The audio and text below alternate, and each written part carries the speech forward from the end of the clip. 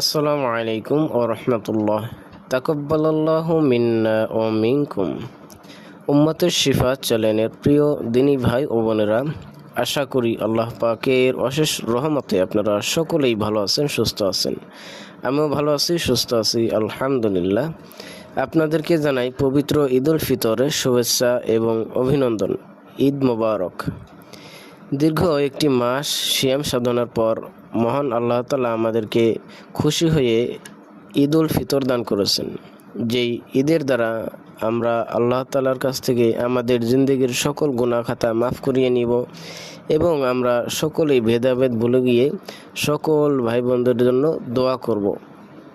ঈদ মানেই হচ্ছে আনন্দ, ঈদ মানেই হচ্ছে সকল ভেদাভেদ ভুলে যাওয়া, মানুষের সাথে সম্পৃক্ত থেকে মানুষের সাথে মহব্বতে মানুষের জন্য দোয়া করা।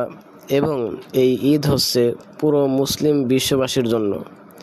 তো আমরা ঈদ উদযাপন করছি। আমরা এও খবরও জানি যে আমাদের একটি দেশে ফিলিস্তিন গাজায়, এই গাজার মধ্যে ইসরায়েলি সন্ত্রাসীরা তারা এরকম মুসলমানদের ওপর ক্ষতি করার জন্য নানানভাবে ঘেরাও করেছে এবং তাদের ক্ষতিও করেছে।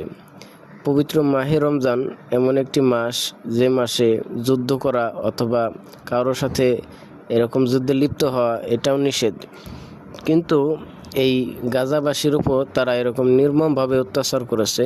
তারা এরকম সেজদারত, নামাজরত, তাহাজ্জুদরত মুসলিম ভাই বোনদের উপর এরকম হামলা করেছে।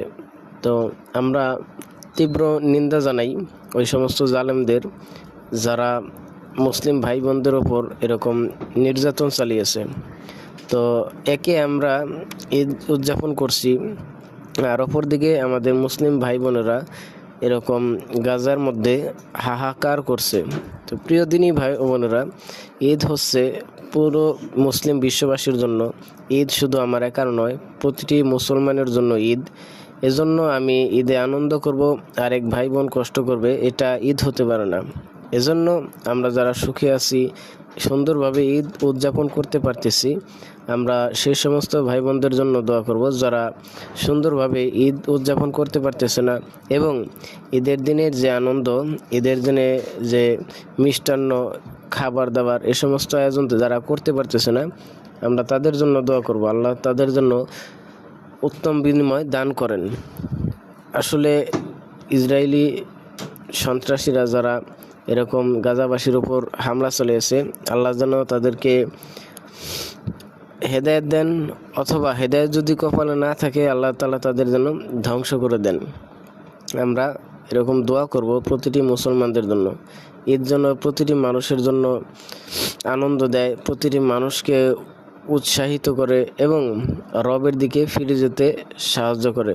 তো আসুন আমরা সকলেই আল্লাহ তাআলার কাছে দোয়া করি, এই ঈদ যেন আমাদের সামনের 11টি মাস আল্লাহ তাআলা প্রিয় হয়ে চলার তৌফিক দেন এবং প্রিয় হওয়ার কাজ করার ওয়াদা করতে পারি। সেই লক্ষ্যে আমরা ঈদ উদযাপন করব।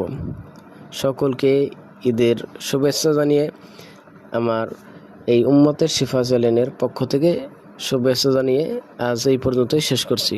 আল্লাহ যেন সকলকে ঈদের সুখ। উম্মতের শিফা, উম্মতের শিফা, উম্মতের শিফা, উম্মতের শিফা।